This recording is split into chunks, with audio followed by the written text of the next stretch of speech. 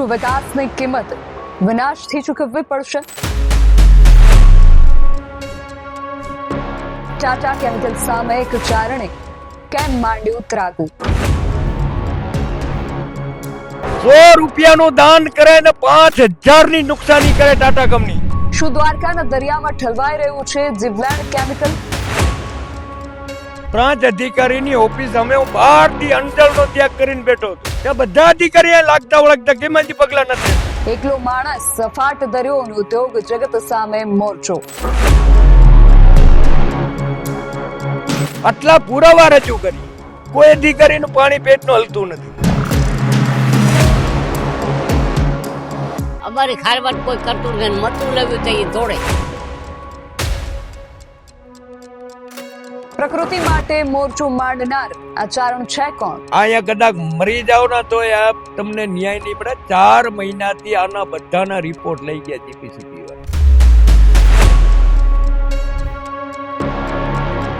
એટલે એ પછી સરપંચ નું પોતાનું ઘર લે ને એ પછી પબ્લિક મરતી મરવા દે, જે થતું દવા.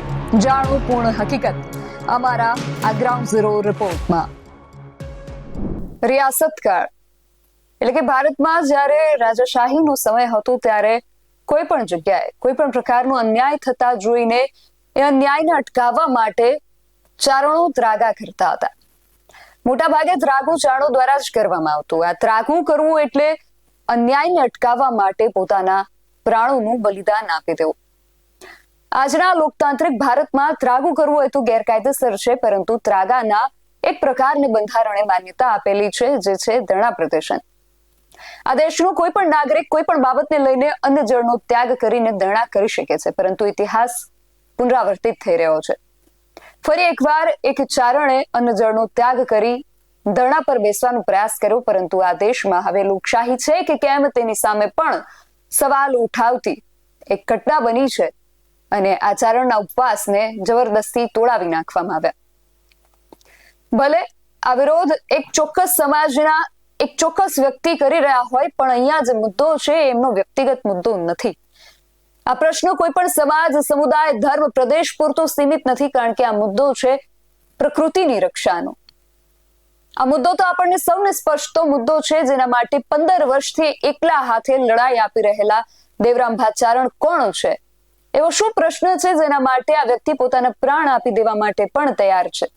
એક ખૂબ વિશ્વસનીય ખાનગી કંપની સામે શા માટે તેમણે મોરચો માંડ્યો છે? આ એક પ્રશ્નોનો આજે મારે તમને જવાબ આપવો છે.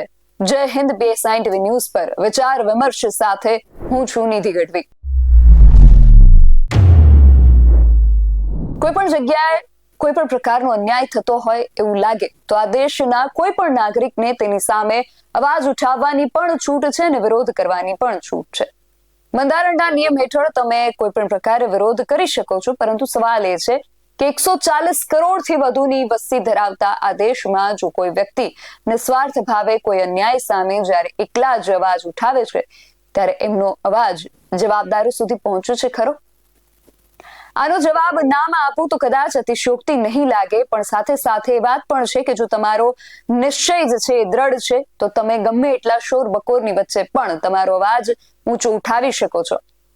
પણ વાત છે સામે એ અવાજને ઝીલનારની. તમે અન્યાયની સામે અવાજ તો ઉઠાવો છો, પણ એના માટે જે જવાબદાર વ્યક્તિ છે એની જવાબદેહીમાંથી જ છટકી જાય તો શું કરવાનું? દરિયો એ આપણી અમૂલ્ય પ્રાકૃતિક સંપત્તિ છે, પણ શું હવે આ એક નાનકડો માણસ આ વિશાળ દરિયાને પણ પોતાના સ્વાર્થ માટે નુકસાન કરતો થઈ ગયો છે? આ સવાલ ઉઠવા પાછળ એક કારણ છે. એ કારણ શું છે? આ સવાલનો જવાબ શું છે? આ બધું જ જાણવા માટે અમે જ્યારે દ્વારકાના મીઠાપુર ખાતે પહોંચ્યા ત્યારે ત્યાં અમને શું જાણવા અને જોવા મળ્યું, જુઓ અમારા આ વિશેષ અહેવાલમાં. રાજાશાહીનો જ્યારે ભારતની અંદર કાળ હતો, આ કાળની અંદર કોઈ પણ જગ્યાએ જો ક્યાંય અન્યાય થાય છે, પ્રકૃતિને નુકસાન થાય છે, ગાયો ભેંસોને, ઢોર જે માલ છે એને ક્યાંય નુકસાન થાય છે, તો ત્યારે ચારણો હતા જે અન્યાયની સામે અવાજ ઉઠાવવા માટે, અન્યાયને રોકવા માટે, પ્રકૃતિને બચાવવા માટે આવા વિવિધ કારણોસર ત્રાગા કરતા હતા. ત્રાગા એટલે એની અંદર ન્યાયને અટકાવવા માટે પોતાના શરીરનું બલિદાન આપી દેતા. વિવિધ પ્રકારે ત્રાગા તો કરવામાં આવતા, પરંતુ આજનું આ જે લોકતાંત્રિક ભારત છે, એ લોકતાંત્રિક ભારતની અંદર હવે ત્રાગા જ છે એ ગેરકાયદે ગણવામાં આવે છે. પરંતુ ત્રાગાના જે વિવિધ પ્રકારો છે એમાંથી એક પ્રકાર એ આપણે હજી પણ આ લોકતાંત્રિક ભારતમાં જાળવી રાખ્યો છે, અને એ છે ધરણા પ્રદર્શન. આ ધરણા જ્યારે પણ ભારતની અંદર કોઈ જગ્યાએ અન્યાય થાય છે, કંઈ ખોટું થાય છે, તેને અટકાવવા માટે જે જાગૃત નાગરિકો છે એ હજુ પણ ધરણા, જે ત્રાગાનો જ એક પ્રકાર છે, એ કરતા જોવા મળે છે ને એને અટકાવતા પણ જોવા મળે છે. આધુનિક ભારતની આપણે વાત કરી રહ્યા છીએ, લોકતાંત્રિક ભારતની વાત કરી રહ્યા છીએ, અને દેવભૂમિ દ્વારકાના મીઠાપુર પાસે જે ટાટા કેમિકલ્સ કંપની આવેલી છે, એ કંપનીની સામે ત્રાગુ એટલે કે ધરણા પ્રદર્શન, વિરોધ પ્રદર્શન લગભગ છેલ્લા 15 વર્ષથી આ ટાટા કેમિકલ્સ કંપનીની બાજુમાં જે ગામ આવેલું છે દેવપરા, એ ગામના એક ચારણ છે એ કરી રહ્યા છે, એ લડત આપી રહ્યા છે છેલ્લા 15 વર્ષથી. અને અંતે એમણે ઈચ્છા મૃત્યુ માટે પણ માંગ કરી છે. શા માટે એમને આ માંગ કરી છે ટાટા કેમિકલ્સ કંપનીની સામે? શા માટે એમણે મોરચો માંડ્યો છે? એમની પાસેથી જ સીધા આપણે જાણીએ. દેવરામભાઈ, ટાટા કેમિકલ્સ કંપનીની સામે આ મોરચો માંડવાનું શું કારણ, અને ઈચ્છા મૃત્યુ સુધીની માંગ કરવાનું શું કારણ? બેન, ટાટા કંપની દેવપરા ગામની બાજુ, અહીંયા સિમેન્ટ પ્લાન હતું નહીં. અહીંયા 2-3 પ્લાન હવે વધ્યા ને, કે એક જ પ્લાન હતું સોડાનું કઈ કેમિકલનું બનાવતું. પણ હવે અત્યારે આ 5-10-15 વર્ષથી એટલો આ પ્લાન વધ્યા છે ને, કઈ વાત મૂકી દો. દેવપરા ગામ, સુજકરાડી, ઉદ્યોગનગર, આજુબાજુના બધા અટાણે સિમેન્ટ પ્લાન નું બેન એટલું ઉડાણ થાય ને, કઈ દેવપરા ગામની અંદર બેસી ના શકે. અમે અહીંયા રહેતા, અહીં ખેતી થતી, અહીંયા કુવાના પાણી, પાલર પાણી, નાળિયેર જેવા પીવા જેવા. આજે ઓછામાં ઓછા 10-15 વર્ષથી પીવા લાયક પાણી નથી રહ્યું કુવાનું. પછી બીજા નંબરમાં આ સુવાસ માટે આટણે મેં તમને છપરા ઝાટકીને કોઈ બી ના મકાન ઉપર આ 3-4 હજારની વસ્તી છે, પણ 3-4 હજારની વસ્તી છે બેન. અહીંયા તમે ખાઈ ના હકે, રાતે એટલું ઉડાણ કરે ને કઈ વાત મૂકી દો, બેહી ના હકો એટલું ઉડાણ થાય. પણ હવે નાના નાના બચ્ચાના સુવાસમાં, મોટા માણસોના અટાણે પગુના સુવાસના, ચામડીના રોગ, એટલા પથરીના, એટલા બીજા. પણ આજે મારી લડત કોઈ આપણે કંપનીને બંધ કરાવવા નથી, પણ આનું કેમિકલ રોકવા માટે તો આનું હશે ને કઈક. આટલું કેમિકલ દરિયામાં જાય, આટલું બીજું આજુબાજુ મને વિસ્તારની અંદરમાં આટલી નુકસાની. તો આજે અંડળનો ત્યાગ કરીને 12 દિવસ લગન પ્રાંત અમે એમાં આપણે આપણી ચારણની ભાષામાં ત્રાગા કહેતા, જે આપણે ન્યાય મળે. હવે આમાં ત્રાગામાં તો હું અધિકારીઓનો કોઈને ત્રાગામાં તો કોઈ અપવાસમાં તો જમતું નથી. અહીંયા કદાચ મરી જાવ ને તો તમને ન્યાય નહીં મળે. 4 મહિનાથી આના બધાના રિપોર્ટ લઈ ગયા જીપીસીપી વાળા. હવે એના રિપોર્ટ 4 મહિનાની અંદરમાં એના રિપોર્ટ દઈ નથી શકતા. નથી પ્રાંત દઈ શકતો, નથી જીપીસીપી, નથી કલેક્ટર, નથી મામલદાર, નથી ટીડીઓ, નથી ચીફ ઓફિસર, નથી ફિશરી વાળા. કોઈ કરતા કોઈ આપણે જાણ નથી કરતા જો આમાં નુકસાની થાય. એ બસ કાગળ ઉપર જ. એ અધિકારીઓ અહીંયા રાડ નાખતા હોય, મીઠા માલમાં જઈને બેન અહીંયા સેમ્પલ બદલાવી નાખે. હવે ઈ અડધી જિંદગી નીકળી. આજે મને 16-17 વર્ષ થયા આ લડત મારી ચાલુ. અહીંયા દેવપરા ગામની અંદરમાં આટલું માણસ હતું ને, આટલું માણસ મરી ગયું આ બીમારીની હિસાબે, આ રોગચાળાની હિસાબે. આ એક આ રોગચાળો જ છે. આ કંપની છે ને, રોગચાળો મોટા મોટો છે. આનું હવામાન આવતું હોય કેમિકલ નું, રાતે સૂતા હોય તો બીજરાનો મોઢામાં જતા હોય. કયા પ્રકારના રોગ મોટા ભાગે અહીંયા થાય છે, જોવા મળે છે? શ્વાસના, ફેફસાના, પથરીના, કેન્સર, એટલા પગુના ગોઠણ નંબરે પગ, અડધા પગ નહીં, અડધું. આ દેવપરામાં છે ને અડધું માણસ લુલું છે, પગ નથી બેન. હા બેરા લાલી નથી. આ કેમિકલ ને હિસાબે સરકારી ડોક્ટર કહે છે, એનું લખાણ આપણા કને છે. સરકારી ડોક્ટરે લખીને આપ્યો છે સિમેન્ટ પ્લાન ને હિસાબે આ નુકસાની થાય. આ પ્લાન છે બાજુમાં, તો આને હવામાન તો આવવાનું છે ભાઈ. સરકારી ડોક્ટરે મને લખીને આપ્યું, મારા કને પુરાવા છે. અને જેટલા જેટલાને વિઝિટ કર્યા એના બધાના નામ જો, બધાનો મોબાઈલ નંબર, એ હું તમને PDF આપી. આવું ડોક્ટરે લખીને આપ્યું, મારું નથી. પછી જીપીસીપી ના સાહેબો એમ કહી ગયા, જો ખરેખર ની અંદર માં અહીંયા એમ કેતા હોય, પણ મીઠા માલમાં જઈને આની ભાષા આખી ભરી જાય. અહીંયા એમ કે આ ખરેખર નુકસાની બહુ છે.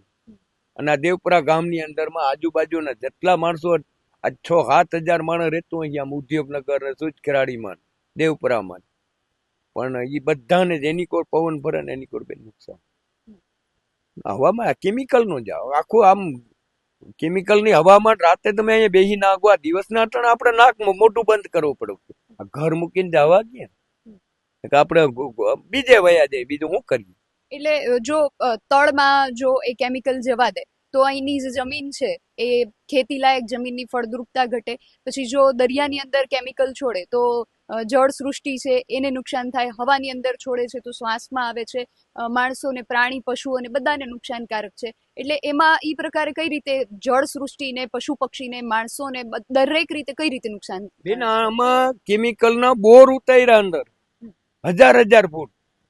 હવે આમાં તળમાં તો ફેલાવવાનું છે, ફેલાવવાનું એટલે પાણી પીએ એટલે એ પાણીની અંદરમાંથી તળમાંથી તો નુકસાની કરવાનું છે બેન. આટલા બોર કર્યા અંદર, આજે નહીં હોય તો 1000 ફૂટ નાશે એટલા કેમિકલ દરિયા આટલું જમીનમાં ઉતારે. એ જમીનમાંથી ફેલાવવાનું છે. એને પાણીની પાણી પબ્લિક પીવાની છે, માલઢોર પીવાનું છે. આ જીવ સૃષ્ટિ, આ ખેતીવાડી, બધા કુવાના પાણી, તળાવના, કોઈ બી ના ટળે. નકે અહીંયા નાળીએ જેવું પાણી હતું. કોઈ બી માણસને પૂછો 10-15 વર્ષ મોર અહીંયા પાણી કેવું. અત્યારે ઝેર થઈ ગયો. આ કેમિકલ બધું જમીનમાં જ ઉતારે બેન, આખી પૂરું કરી નાખ્યું. આ વાતો માત્ર વાતો ન રહેતા આ ખરેખર શું છે? અમે દરિયામાં ત્યાં જઈને સ્થળ તપાસ કરી, એના પણ દ્રશ્યો મારે તમને દેખાડવા છે કે ખરેખર દરિયાની અંદર જઈને અમે જે પરિસ્થિતિ નિહાળી છે, અમે જે દ્રશ્યો અમારી નજર સામે જોયા છે એ પણ આપને બતાવવા છે. અત્યારે હાલ અમે દરિયાની વચ્ચે છીએ. તમને અહીંયા પાછળ જે દ્રશ્યો છે એ જોઈને એવું લાગતું હશે કે આ કદાચ અહીંયા કુદરતી જમીન છે, પરંતુ અહીંયાના જે સ્થાનિકો છે એમના જે આક્ષેપો છે ને એમની સાંભળીએ કે જેમણે અહીંયા કેટલી પેઢીઓ કાઢી છે.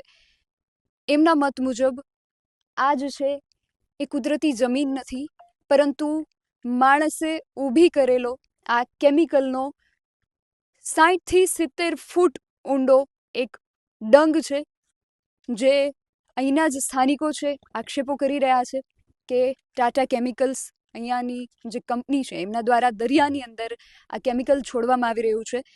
સૌથી પહેલાં તો આ દરિયાની અંદર જે જીવ સૃષ્ટિ આવેલી છે એને આ કેટલું નુકસાનકારક છે, આપણે અહીંયાના જે સ્થાનિકો છે એમની પાસેથી જાણીએ. ભાઈ, શું નામ છે તમારું? બેન, મારું નામ ફારૂક હારૂન કેર છે અને અમે નાના માછીમાર છીએ, જે વર્ષોથી આ નાની હોડીમાં સઢવારી હોડી, એમાં એન્જિન ના હોય બેન, એ અમે સઢવારી હોડી લાવીએ છીએ. અને અમારા બાપ દાદાનો ધંધો જ છે માછીમારીનો. નાના માછીમાર છે અમે, પગડિયા પાસવાળા. હવે આ વર્ષોથી ટાટા કેમિકલ વાળા દરિયામાં કેમિકલ છોડે જ છે, પણ આ બેન કેનાલ દ્વારા છોડે છે દરિયામાં. તો આ 80 વર્ષ ઉપર થઈ ગયા છે. જ્યારથી આ ટાટા કંપની મીઠાપુરમાં આવી ત્યારથી આનો વેસ્ટ માલ છે ને એ દરિયામાં જ છોડે છે બેન. પણ ત્યારે અમને નડતું નહોતું, કેમ કે આ કાંઠામાં જ બધી છોડતા હતા.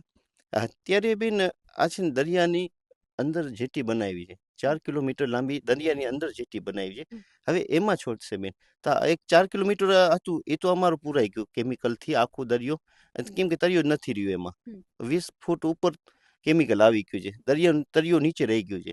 હવે દરિયાની નીચે જીવસૃષ્ટિ હોય, બધી માછલી હોય, કોરલ હોય, બધી ટોટલ વસ્તુ દરિયાની તરિયામાં જ હોય બેન. હવે તરિયું જ નાબૂદ થઈ ગયું છે તો પછી અમે માછીમાર શું કરીએ બેન? અને અહીંયા તમે કેટલી પેઢીઓથી માછીમારી કરો છો, તો તમને વર્ષોમાં શું ફેર લાગ્યો કે અહીંયા સુધી પહેલા જે નાની માછલીઓ આવતી એમાં હવે એ દૂર જતી રહી છે, કે એમાં તમને કેવી રીતે શું ફેરફાર લાગે છે? અહીંયા બેન અમુક માછલી છે એ દૂર જતી રહી છે, ને અમુક માછલી એવી છે કે એ દરિયાની તળિયામાં જ રહે. મોરલી છે કે એવું મારુલી છે, એ દરિયાની અંદર તળિયામાં જ રહે બેન. એ નાબૂદ થઈ ગઈ, કેમ કે ઉપર કેમિકલ આવી ગયું છે. એનું ઘર જ એ બીજે ક્યાં આપણે માઇગ્રેસ બીજે ક્યાં બદલાવી ના શકે બેન. હમ. એ દરિયામાં જ રહે બેન. એટલે દરિયામાં રહે એના ઉપર કેમિકલ આવી ગયું એટલે એ નાબૂદ થઈ ગઈ. હમ. એ અંદર એનું ઘર મૂકીને ક્યાં જાય નહીં એવી માછલી હોય ને બેન, એ નાબૂદ થઈ ગઈ છે. હમ.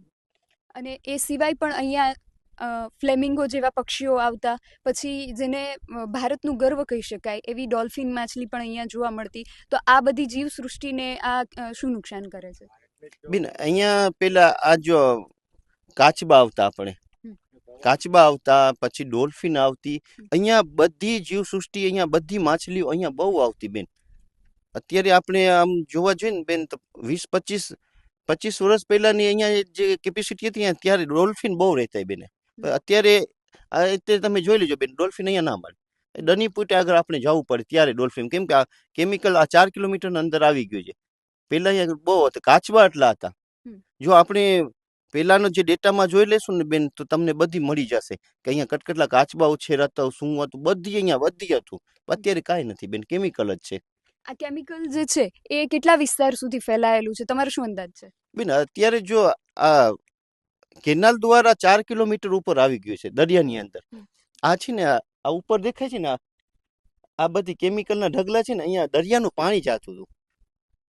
પણ આ દરિયાની ભરતી હવે થતી નથી, કેમ કે અહીંયા બધી કોના કેમિકલ જ આવી ગયું છે. આ ઉપર છે ને હવે દરિયાની ભરતી નથી જતી, કેમ કે કેમિકલના ઢગલા થઈ ગયા છે.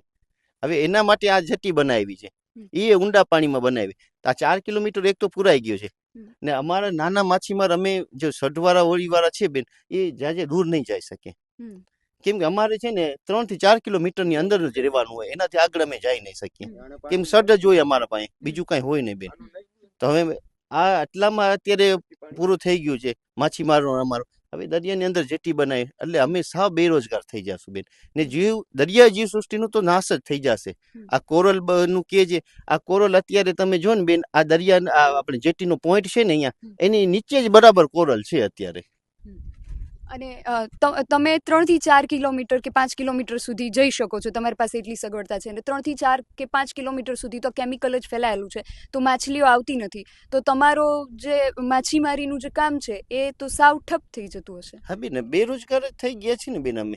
ને અમે 1 વર્ષથી આ એટલે તો એના માટે આ જ્યારથી આ જેટીનો અમને ખબર પડી કે આ કેમિકલ માટે જ બનાવી દે, ત્યારે અમે લડત લડીએ છીએ કે આ તમે દરિયામાં ના કરો. દરિયાઈ પર કેમ કે બેન આ દરિયો અમારા માટે અનમોલ જ છે, અમારી રોજી રોજગાર એમાં જ મળે છે અમને. એટલે એના માટે અમે ઘણા પ્રયાસ કરીએ છીએ કે બેન કે આમાં તમે કેમિકલ ના ફેંકો. અમે બેરોજગાર થઈ જાશું, સાવ બેરોજગાર થઈ જાશું. ને દરિયાના કામ સિવાય અમને બીજું કંઈ આવતું નથી. અમે બધી અભણ છીએ, કેમ કે ભણતર છે જ નહીં અમારામાં, અભણ છીએ અમે. ને દરિયાના કામ સિવાય અમને કાંઈ આવતું જ નથી બેન. એના માટે અમે કહે છે કે સાહેબ તમે આ વિઝિટ કરવા એટલા અધિકારી આવે બેન, પણ આ એમ કે આ દરિયાનો કાદડો છે, આ કેમિકલ છે ને એ દરિયાનો કાદડો છે. હવે આ કેમિકલ દરિયાનો કાદવ છે કે શું છે એ પણ સીધા જ અહીંયા અમે દરિયાની વચ્ચે જ છીએ એટલે તમને સીધા લાઈવ દ્રશ્યો દેખાડું કે આ તમે જોઈ શકો છો. આ દરિયાનું કાદવ ન હોઈ શકે. આ તમારા ને મારા ઘરે જે સિમેન્ટ થી મકાન બનતા હોય છે, બિલ્ડિંગ્સ બનતી હોય છે શહેરમાં, જે આ એ સિમેન્ટ છે આપણે જોઈ શકીએ છીએ. આ કેમિકલ યુક્ત આ દરિયાનું કાદવ નથી, એ જોઈ શકાય છે. સાથે જ અહીંયા 18 થી 20 ફૂટનું એક બાંબુ છે, એ આખું અંદર નીચે સુધી ખૂંચી ગયું છે અને આખું એને બહાર કાઢીને આપણે જોઈએ તો એ આખું કેમિકલ થી ભરેલું હોય છે.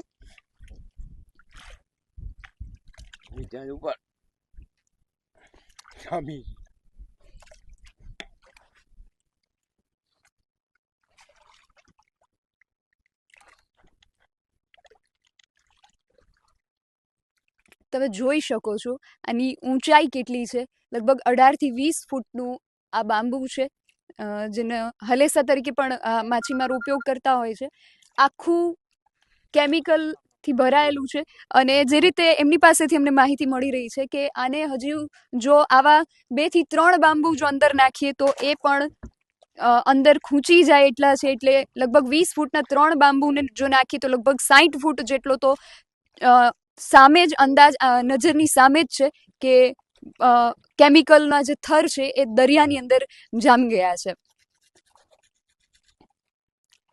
આ સિવાય અહીંયા જે જીવ સૃષ્ટિ છે એને કેટલું નુકસાનકારક છે?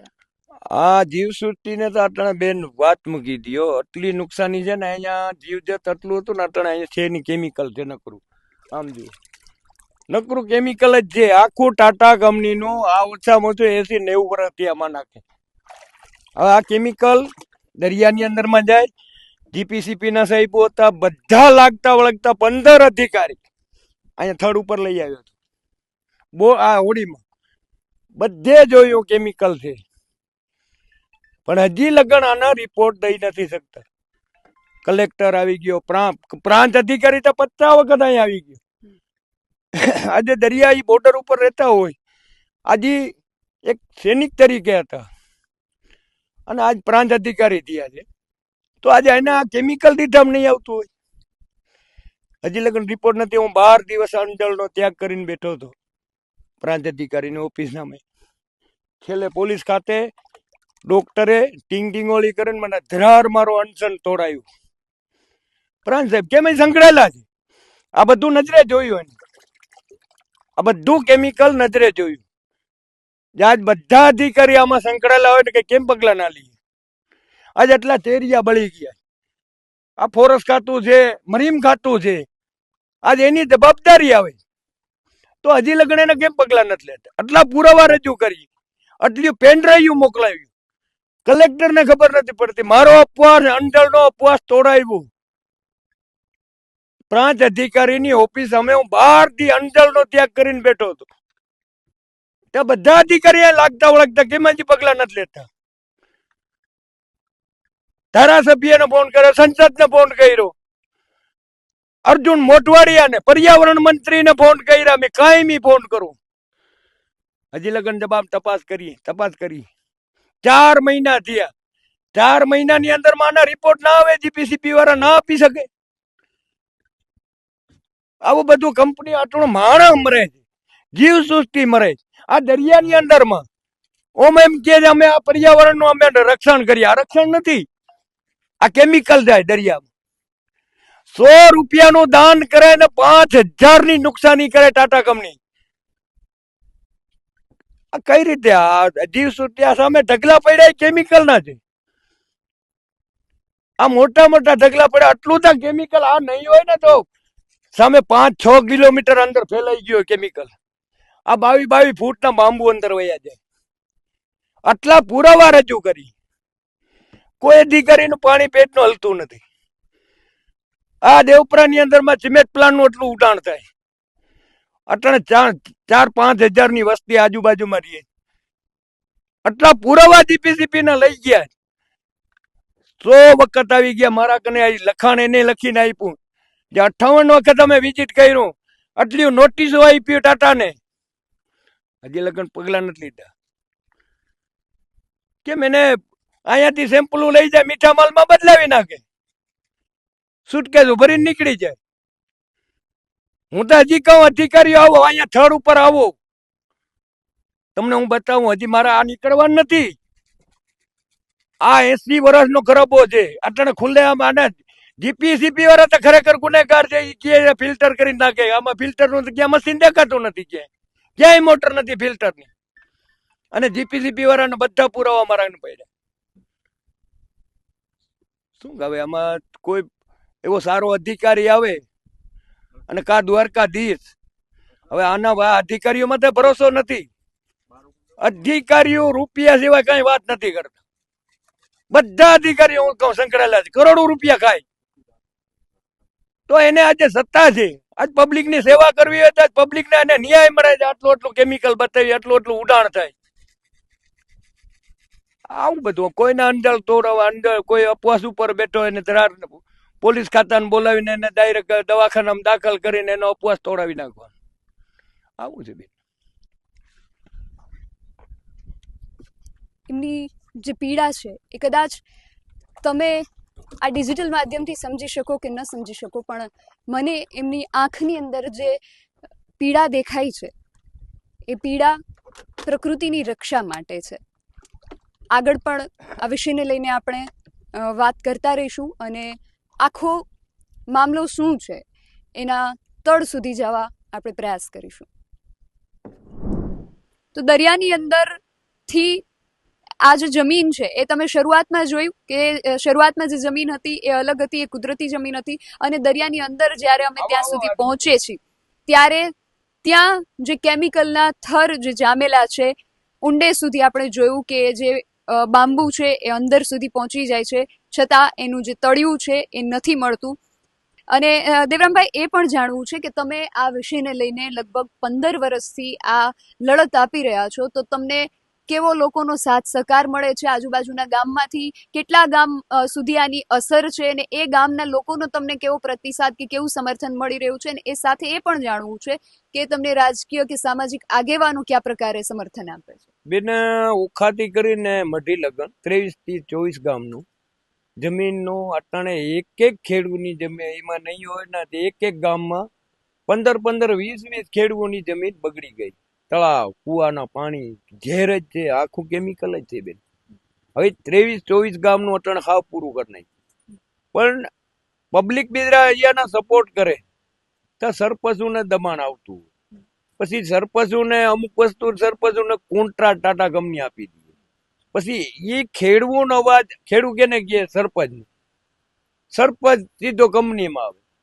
કંપનીમાં આવે એટલે એનો ભાઈ તું તારું કર, બીજાને મૂકી દે, એટલે એને કોન્ટ્રાક્ટ આપી દે લીજ ઉપર. અટાણે એને મહિને 50-60 હજાર રૂપિયા પગાર ચાલુ થઈ જાય. આવું બધું સરપંચ ધારે ને, સરપંચ એક ગામનો રાજા. આ 23-24 ગામના સરપંચો ભેગા થાય તો આ અધિકારી કેમ જવાબ ના આપે? આજે એના ખેડૂતોને એની સમાજની અંદરમાં, આજે વાઘેર સમાજની અંદરમાં બીજા છે, જો આજે એની જમીનો બગડી ગઈ, એનો અવાજ કેમ સરપંચો નથી ઉઠાવતો? મારે એ કહેવાનું. જો આજે આટલી જમીન બગડી ગઈ, ખેડૂતો અહીંયાના પંચ રોજ કરાવેલ છે, લેટર પેડ ઉપર આપ્યા છે સરપંચ, એનું લખાણ પ્રાંત કને પડ્યું, મારા કને પડ્યું, પણ ઈ પાછા કેમ બંધ થઈ જાય? મને એ સમજાય. આજે એને કઈક પૂરેપૂરી કંપની સુવિધા આપતી હોય તો એ બંધ થતા ને, કે બંધ ના થાય કે? આજે એને પૂરેપૂરી એને સુવિધા આપતા હોય ને બેન, તો એ બધા બંધ કરી નાખે. આજ બીજા એના પાછળ કેટલા 15-20 ખેડૂતની જમીન બગડતી હશે ને, એ ખેડૂતનું હાલત શું થાય? એને કઈ પાકતા થાય નહીં. અને અહીંના જે સ્થાનિક ધારાસભ્ય છે, સંસદ સભ્ય છે, એમને તમે આ બાબતે રજૂઆત કરેલી? બધે કોઈને એની સમાજમાં છે બેન. આજે આ ગામનો રાજા કહેવાય, ધારાસભ્ય એક રાજા કહેવાય આ 2 તાલુકાનો. તો આ ધારાસભ્યનો એને કઈક હું દબાણાય છે તો કેમ એનો અવાજ નથી ઉઠતો? તો આ ધારાસભ્ય સંસદ છે, પૂનમબેન મેડમ, આજે ઈ બેન ધારે તો બધું આમ જીપીસીપી વાળાને, કલેક્ટરને, એના બધા નીચે જ હોય જો ધારે તો. પણ એ કેમ નથી અવાજ ઉઠાવતા મને કઈ સમજાતું? આજે એને કઈક કા અંદર કામ ચાલુ હોય, કા કોન્ટ્રાક્ટ ચાલુ હોય. અને ટાટા જે કંપની છે એનું તો આખા ભારતની અંદર કે એની વિશ્વસનીયતા વિશ્વની અંદર પણ એટલી બધી છે કે ટાટાની સામે ક્યારેય કોઈને કોઈ પ્રશ્ન કે કોઈ શંકા નથી થતી. તો ટાટા ની ઉપર આ પ્રકારે તમે આક્ષેપ કરી રહ્યા છો, તો લોકોની વિશ્વસનીયતા પણ છે એના ઉપર, એના વિશે શું કહેશો? ટાટા કંપની આપણે એમ નથી કેતા ખરાબ છે, પણ અહીંયાનું મેનેજમેન્ટ ને સ્થાનિક ખરાબ છે. આજે એને કેમિકલ એને અટાણે એટલું બધું જાતું હોય. રતન ટાટા હતું તો આને ડર હતો મેનેજમેન્ટ. હવે રતન ટાટા વયા ગયા ને, આને ડર નીકળી ગયો. અટાણે આ કંપનીની અંદરમાં એટલો ભ્રષ્ટાચાર થાય ને કઈ વાત મૂકી દે. તો પછી આટલું કેમિકલ ભલે પબ્લિક મરતી મરે, પણ અટાણે એના ઘર ભરવા માટે જો આજે આટલું બધું નુકસાની થતી હોય તો આની સગવડ કઈક થતી હોય ને બેન, આનું રોકવામાં આવતું. આ કોઈ નેતો, કોઈ અધિકારી કોઈ બોલવા રાજી નથી કંપની બારામાં. આટલું આપણે કેમિકલ બતાવીએ, આટલા પુરાવા રજૂ કરી, તો આ કેમ નથી? તાનાશાહી છે, તાનાશાહી વિકલ્પ બીજો કઈ નહીં. અને તમે એટલા અવાજ ઉઠાવો છો તો તમે તમારા કહેવા મુજબ કે 23 જેટલા ગામ છે એને આની અસર થાય છે, જે ખરાબ અસર છે થાય છે, તો ગામના લોકો તમારી સાથે ન જોડાવાનું શું? માણસ બધા જોડાય છે, પણ મૂળ કારણ એને દબાણ. પછી બીજા નંબરમાં અમુક પછી કઈ એને પછી પગાર, આ કંપની બધું કરે, હા સામ ડામ બધું કરે, એને પછી રાતોરાત એને પગાર ચાલુ કરી દઈએ, એને બીજી સુવિધા કરી દઈએ. ભાઈ તું 5 વર્ષ લગન કઈ કમાઈ લે ને, હવે આમાં થવું હોય થાય, હવે કઈ સુધરવા નથી. આવું બધું કેતા હોય અધિકારી બહુ મીઠા હોય. એટલે એ પછી સરપંચ નું પોતાનું ઘર લે ને એ પછી પબ્લિક મરતી હોય મરવા દે, જે થતું હોય થવા દે. અમારે આ ચીફ ઓફિસર નગરપાલિકામાં આવે તો આ ચીફ ઓફિસર 4 લીટી ના લખે, અહીંયાના સભ્ય ચૂંટાયેલા હોય એ કઈ ના લખે, કેમ? એ બધા એના કોન્ટ્રાક્ટ ચાલુ છે, એ અંદર બધા સંકળાયેલા છે, એને બધાને પગારો આપે ટાટા કંપની. કેમ સભ્ય ના બોલતા? આજે એને પ્રતિનિધિ એને નગરપાલિકા મોકલ્યો તો એને અવાજ ઉઠાવો ને, અહીંયા પબ્લિક મરે. તો તમારી ઉપર કોઈ દબાણ કે તમને કે કોઈ લાલચ કઈ પણ પ્રકારે? બધું કરી લીધું મારા માટે, પણ એ આપણે લાલચમાં નથી આવું તો એ અટાણે અવાજ ઉઠાવું. જો એ લાલચ લીધી હોય તો મારા અટાણા ઝૂંપડા ના હોય, અટાણે 4 માળની બિલ્ડિંગ હોય. શું દબાણ કરતા તમે? બધો દબાણ કરતા, અહીંયા પાણાના ઘા કરતા, બીજા પોલીસ કેસ કરી નાખ્યા એક બે. હા, તો આમાં દબાણ તો બેન ફૂલ આવતું. તો તમે આ બાબતે ક્યારે ફરિયાદ કોર્ટ સમક્ષ કરેલી છે? હા, કોર્ટની અંદરમાં અહીંયા અપીલ દાખલ, અહીંયા કોઈ અપીલ ચાલુ છે. પ્રાંત અધિકારી કરોડો રૂપિયા ખાઈને વયો ગયો. અહીંયા આપણે ભેટાળિયા સાહેબ પછી કંપનીની ફેવરમાં થઈ ગયો તો હું અપીલમાં ગયો. મેં એટલા પુરાવા રજૂ કર્યા. તે અપીલમાં હજી જજમેન્ટમાં તો 7 મહિનાથી છે.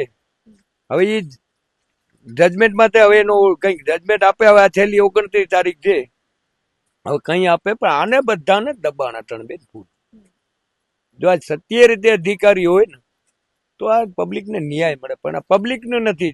આ સરકાર કંપનીઓની. અમે જ્યારે આ સ્થળે પ્રત્યક્ષ પહોંચ્યા ત્યારે અમને અહીંયાના સ્થાનિકોએ એ પણ રજૂઆત કરી છે કે આ કંપનીના કારણે ગૌચરની જમીન પણ દબાણમાં ગઈ છે.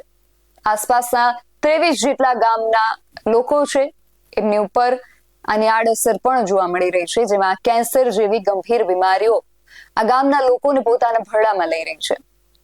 ત્યાંની જે સ્થાનિક મહિલાઓ છે એમની સાથે અમે જ્યારે વાત કરી ત્યારે તેમણે શું કહ્યું એ પણ સાંભળીએ. એમાં શું તકલીફ થાય છે અહીંયા તમને? અહીંયા ઉડાણ થાય છે, કોઈ અમારો કોઈ સાંભળતું નથી, કોઈ સરકારમાં અમારી માન્યતા નથી. દેવરામભાઈ 15 દી પડ્યો રહ્યો તો કોઈ આગળ લીધો નહીં. મજા ન રહી તો એને મેળા અમારી નાત ઉપાડીને દવાખાને દાખલ કર્યા. આ અમને તકલીફ. કોઈ અમારા અટાણે ઉડાણ છે, અમારી કોઈ રાવ સાંભળતું નથી. અને સરકાર છે તો માઈ બાપ છે, અમારે આગળ વધવું ક્યાં? આ માંદા થાય, તાતા થાય, પાણી નથી, પીવાનું નથી.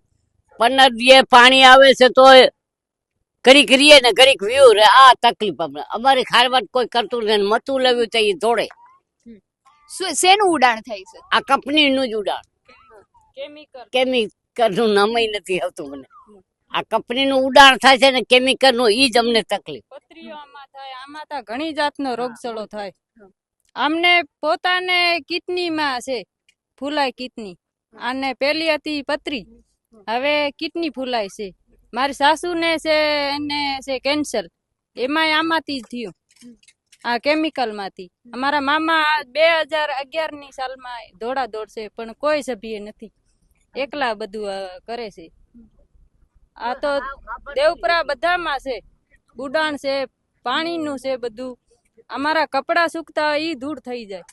આમાં માણસમાં રહેતી નથી, માલમાં રહેતી નથી.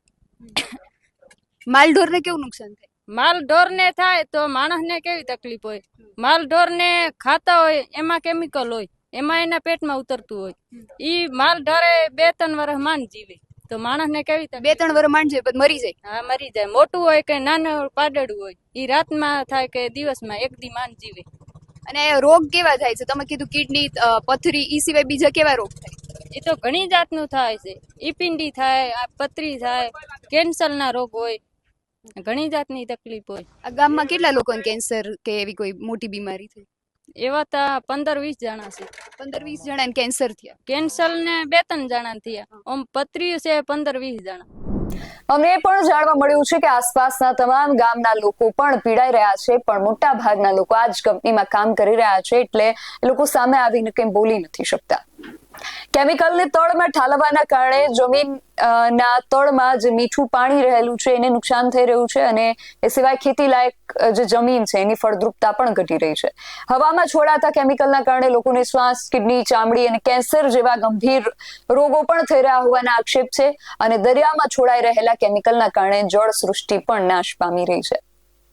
અહીંયાના જે સ્થાનિક માછીમારો છે એમની સાથે વાત કરતા અમને જાણવા મળ્યું કે અમુક માછલીઓ એવી હોય છે જે દરિયાની રેતી અને શંખ ખાતી હોય છે. આ નાની માછલીઓને બીજી મોટી માછલીઓ ખાય, અને એનાથી મોટી માછલી આ માછલીને ખાય. આ રીતે જે જળચરો છે એમનું જે જીવન ચક્ર છે એ ચાલતું રહે છે. પણ અહીંયા 3 થી 5 કિલોમીટરના વિસ્તારમાં 70 થી 80 ફૂટ જેટલા ઊંડાણ સુધી કેમિકલ કે આ જે સિમેન્ટ છે એ જામી ગયો છે, જેના કારણે જે પહેલી રેતી અને શંખ ખાતી માછલી હતી એ જ અહીંયા રહી નથી શકતી, અને અંતે આજે આખું જ ચક્ર હતું એને અસર થઈ રહી છે.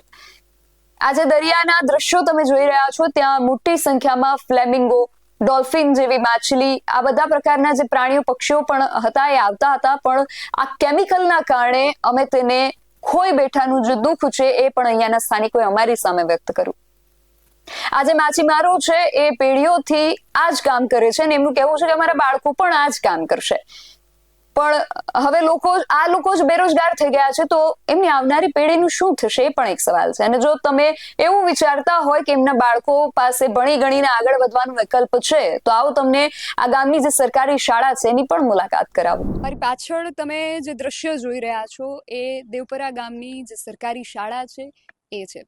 આ જે સરકારી શાળા છે ત્યાં પ્રાથમિક શિક્ષણ સુધીની સુવિધા જ છે એ છે, પરંતુ આ ગામના જે બાળકો છે એ હજુ પણ શિક્ષણથી વંચિત છે, કારણ કે જે ગ્રામજનો છે એમનો આક્ષેપ છે કે શિક્ષણ જે છે એ વ્યવસ્થિત આપવામાં નથી આવતું. અહીંયાના જે ગ્રામજનો છે એ શિક્ષાથી વંચિત છે, અને એમના રોજગારની તો જે સમસ્યા છે એ તો આપે સૌએ જોઈએ જ. અને એ લોકો જ્યારે શિક્ષણથી વંચિત રહે છે એટલે એમનો જે વિકાસ છે એ નથી થઈ શકતો. 8-10 વર્ષની જે બાળકી છે જે આ પ્રાથમિક શાળામાં જ અભ્યાસ કરે છે, છતાં એમને જે શાળાની અંદર જે આંકડાઓ શીખવાડવામાં આવે છે એ પણ એમને હજુ નથી આવડતા. આ સ્તર અહીંયાની પ્રાથમિક શાળાનું છે. અને આ સિવાય આ ગામની નજીકનું જે ગામ છે સૂરજ કરાડી, ત્યાં એક સરકારી દવાખાનું પણ હતું, પરંતુ હવે દવાખાનાને અહીંયાથી દૂર ખસેડી દેવામાં આવ્યું છે. ગ્રામજનોનો આક્ષેપ છે કે આ દવાખાનાની અંદર આ આસપાસના જેટલા ગામના લોકો છે એમને જે ગંભીર બીમારીઓનો બરડો એ બીમારીઓ લઈ રહી હતી એના જે પુરાવાઓ છે મેડિકલ રિપોર્ટ્સમાં સામે આવી રહ્યા હતા. એટલા માટે જે સરકારી દવાખાનું છે એને પણ અહીંયાથી ખસેડી દેવામાં આવ્યું. એટલે ન તો એમને આરોગ્યની કોઈ સુવિધાઓ મળી રહી છે અને ન કોઈ શિક્ષણની સુવિધાઓ મળી રહી છે. આ અહીંયાની જે ગ્રાઉન્ડ ઝીરો પરિસ્થિતિ છે એ હું તમને વર્ણવી રહી છું. માછીમારી કરી નથી શકતા, આરોગ્ય અને શિક્ષણ જેવી પ્રાથમિક સુવિધાઓ છે એના નામે આ ગામની અંદર મીંડું છે. હવે આ ગામના લોકો કરે તો કરે શું? જો કે વારંવારની રજૂઆતો બાદ એટલું પરિણામ આવ્યું છે કે કંપની દ્વારા હવે 4 થી 5 કિલોમીટર લાંબી એક પાઇપલાઇનની વ્યવસ્થા ઊભી કરવામાં આવી છે, જેના કારણે કેમિકલ જે છે એને દરિયાકાંઠાના બદલે થોડું દૂર છોડી શકાય. પણ પ્રશ્ન માત્ર આટલો નથી. અહીંયા ઘણા બધા પ્રશ્નો છે જે છૂટી રહ્યા છે. શું આ સવાલ માત્ર દેવરામભા ચારણનો એકલાનું છે? જો ના, તો તેઓ આ લડાઈમાં એકલા કેમ છે? પ્રકૃતિની રક્ષા માટે કામ કરતા એ પ્રકૃતિ પ્રેમીઓ આજે ક્યાં છે? પ્રાણીઓ કે પક્ષીઓ માટે સુપ્રીમ કોર્ટ સુધી લડાઈ લડવાની તૈયારી બતાવતા એ પ્રાણી પ્રેમીઓ આજે ક્યાં છે? આ મુદ્દો માછીમારોને પણ પ્રત્યક્ષ રીતે સ્પર્શતો મુદ્દો છે, છતાં માછીમારોના એ આગેવાનો આજે ક્યાં છે? દેવરામભાનું કહેવું છે કે જીપીસીબી કે ફિશરીઝ વિભાગ આ બાબતે કોઈ સંતોષકારક જવાબ નથી આપી રહ્યા. તો આ જવાબદારોની જવાબદારી આજે ક્યાં છે? કહેવાતા રાજકીય અને સામાજિક આગેવાનો આજે ક્યાં છે જે લોકોની મદદની વાતો કરતા હોય છે? એ આજે છે ક્યાં? દેવરામભાનું એ પણ કહેવું છે કે અહીંયાના સ્થાનિક ધારાસભ્ય પબ્બા માણેકને પણ આ બાબતે એમણે રજૂઆત કરેલી છે, પણ એમના રજૂઆત બદલ પબ્બા માણેક તરફથી અપમાન સિવાય બીજું કંઈ નથી મળ્યું. ન તો ધારાસભ્ય આમાં કોઈ રસ લઈ રહ્યા છે, ને સાંસદ. અને બનાવવા બેસીએ તો આ જે સવાલોનું જે લિસ્ટ છે એ તો લાંબુ બની શકે એમ છે, પણ સૌથી મોટો સવાલ અહીંયા એ છે કે અરવલ્લી પર જ્યારે આફત આવી ત્યારે દેશ એકજૂટ થયો. પણ આપણા ગુજરાતની ધરોહર ગણાતા આપણા દરિયા પર આફત આવશે ત્યારે આપણે આ રીતે હાથ પર હાથ ધરીને જ બેસી રહેશું? એક વ્યક્તિ જે આર્થિક રીતે પછાત છે, શૈક્ષણિક રીતે પછાત છે, છતાં આ લડત એકલા હાથે લડી શકે તો આપણને શરમ ન આવવી જોઈએ? પ્રશ્નની ગંભીરતા ખૂબ વધારે છે. તમે પણ આ અંગે વિચાર વિમર્શ કરજો અને આ બાબતે તમારું જે પણ મંતવ્ય છે એમને કમેન્ટ કરીને ચોક્કસથી જણાવજો. આવા જ વધુ અહેવાલો સાથે મળતા રહીશું. તમે અમારી યુટ્યુબ ચેનલને સબસ્ક્રાઇબ કરવાનું અને અમને ફેસબુક અને ઇન્સ્ટાગ્રામ પર ફોલો કરવાનું ભૂલશો નહીં. બાકી અવનવી અપડેટ્સ માટે આપ જોતા રહો BSI ન્યૂઝ, સત્યની સાથે સત્યની ખોજ.